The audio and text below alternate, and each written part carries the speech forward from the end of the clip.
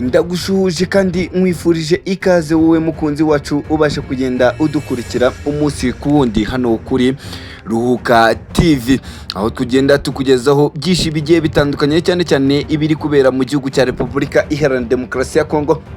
Ni umutwe wa M23 ukomeje gutikirira hano mu mashyamba yano mu gihugu cya Repubulika Iharanira Demokarasi ya Kongo, dore ko ubu FARDC yamaze gushimangira ko amazi atari kiri yayandi.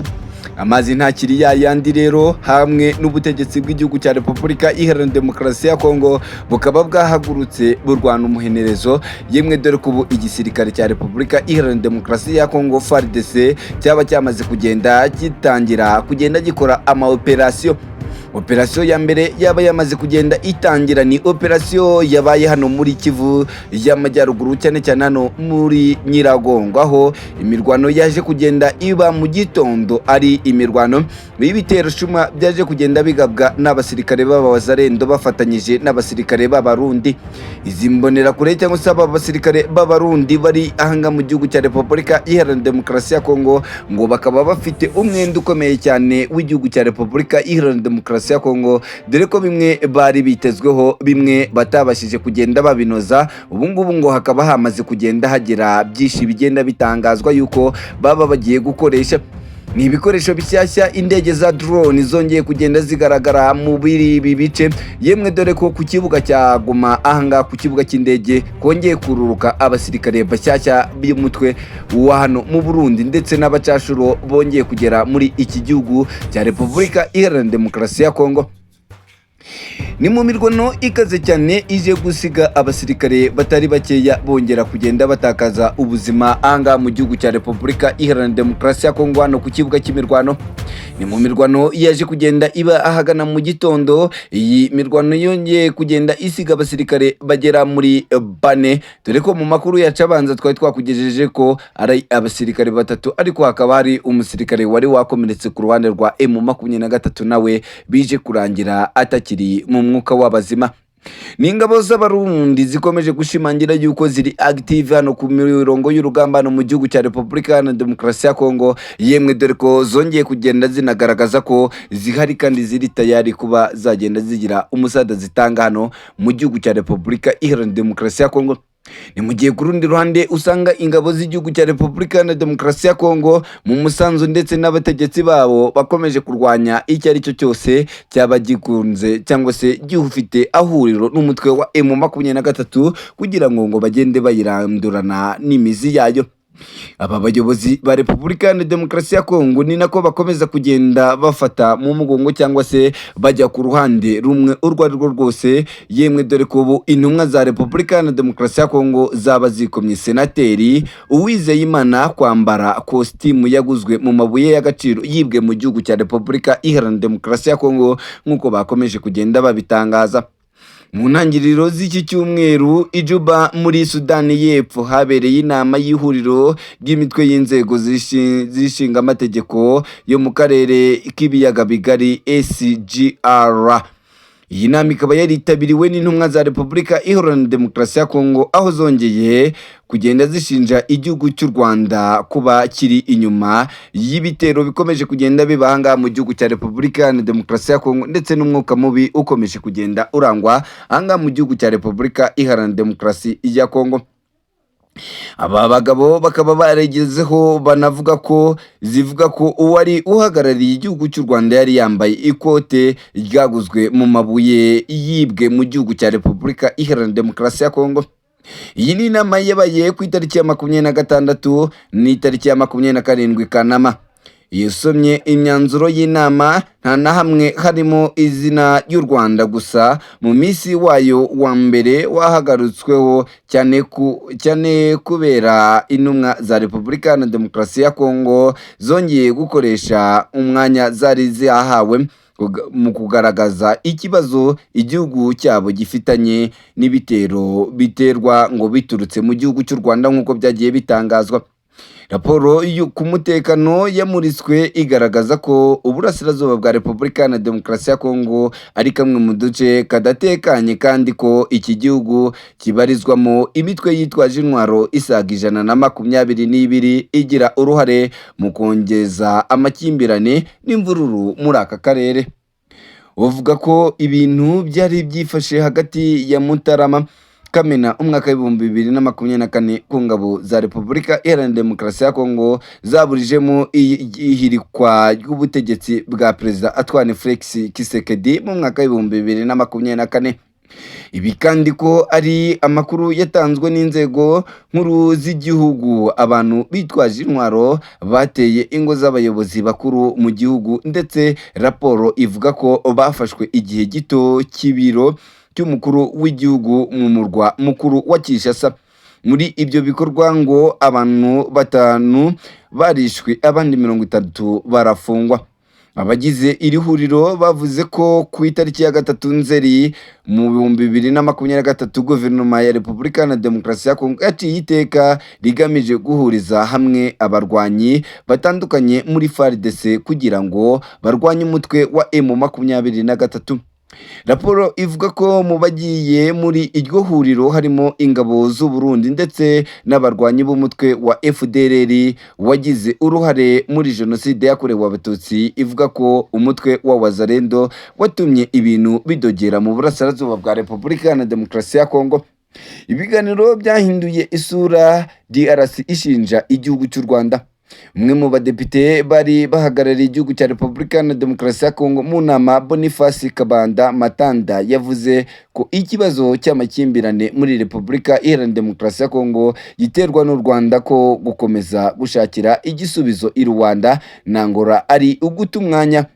Abari mu nama by'umwihariko intumwa z'u Rwanda bavuze ko kuba Repubulika na Demokarasi ya Kongo ibona ko nta gisubizo kizava mu biganiro bya Rwanda na Nairobi bigaragaza ko nta bushake iki gihugu kiri gushyira mu gushaka umuti. Amashusho yashyizwe hanze na televiziyo ya NTV yo muri Uganda agaragaza ko Matanda agira ati amakimbirane yo muri Repubulika na Demokarasi ya Kongo areba ibihugu bibiri, ariko aho kimwe ari igishotoranyi ariko aricyo cy'u Rwanda. Anagaragaza ko Senateri Uwizeyimana atishimiye ibyo intumwa za Repubulika na Demokarasi ya Kongo zari ziri kuvuga, kugeza naho asaba perezida wayo guhagarika izo mvugo zidafite ishingiro.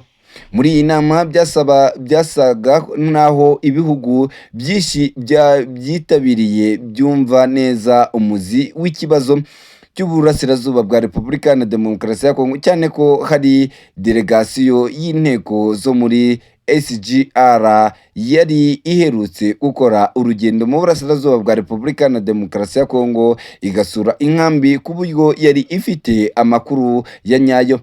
Intumwa ya Repubulika na Demokarasi ya Kongo yagize iti naho uvuga ko ibyo MONUSCO yatangaje kuri M23 ifite intwaro nyinshi itari byo. Umwe mu bari bitabiriye yasubije ko izo ntwaro zigurwa na leta ya Kongo ikaziha imitwe yitwaje intwaro M23 ngo ikagenda iziyambura. Depite Kabanda yabwiye Senateri Uwizeyimana ko ikoti yambaye ryaguzwe mu mabuye y'agaciro yibwe mu gihugu cya Repubulika Iharanira Demokarasi ya Kongo.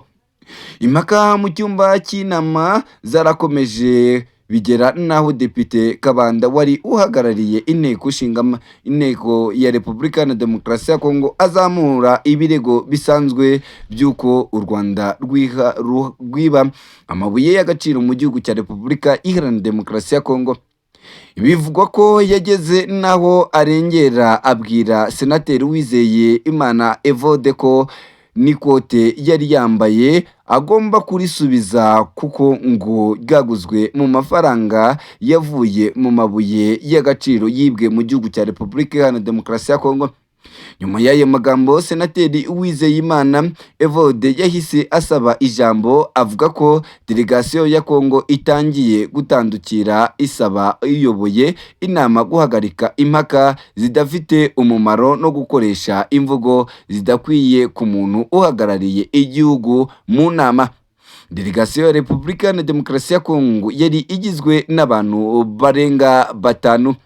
Iri huriro ry'abadepite bo mu bihugu byo muri SGR ryatabiriwe n'abo mu bihugu 12 b'umuryango, ibyo ni Angola, Uburundi, Repubulika ya Centrafrica, Repubulika na Demokarasi ya Kongo, Kenya, Uganda, Sudani y'Epfo, Sudani, Tanzania, Zambia ndetse n'u Rwanda. Mu bindi byavugiwe muri iyo nama harimo nkaho intumwa za Repubulika na Demokarasi ya Kongo zavuze ko General Makenga uyobora umutwe wa M23 atari umunyekongo, ko ari umunyarwanda. Gusa ngo abari bitabiriye bamubaza uko yageze mu ngabo za FARDC ya FARDC zavuze ko kandi ko nta muntu n'umwe wo muri M23 w'umunyekongo. Abari bitabiriye basubiza ko kugira ngo ibyo bishoboke byasaba ko imyanzuro y'inama y'i Berlin yaciye imipaka yaseswa. Byageze naho uwari uyoboye inama atangira kwima ijambo intumwa za Repubulika na Demokarasi ya Kongo, avuga ko atari inama y'ibihugu bibiri. Senateri Uwizeyimana Evode yabwiye abari mu nama ko Repubulika na Demokarasi ya Kongo ibona ikibazo ko ari M23 gusa, yirengagiza indi mitwe irenga 250 yitwaje intwaro. Yatanze inama ko niba Repubulika na Demokarasi ya Kongo iticaranye na M23 ngo ibibazo bikemuke bijyanye n'umusanzu utangwa n'ibindi bihugu binyuze mu masezerano ya Rwanda na Nairobi, amaherezo hazavuka M24 cyangwa M25 nk'uko igisubizo cy'intambara cyashyizwe imbere kidashoboka.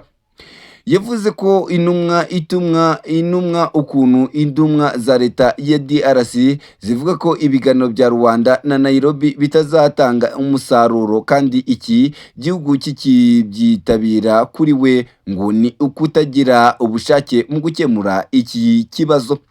Mu yandi magambo adafite gihamya, yavuze ko intumwa za Repubulika na Demokarasi ya Kongo harimo ngo ko inteko ishinga amategeko y'u Rwanda iherutse gutora umwanzuro wemerera Perezida Kagame gushoza intambara muri Repubulika na Demokarasi ya Kongo.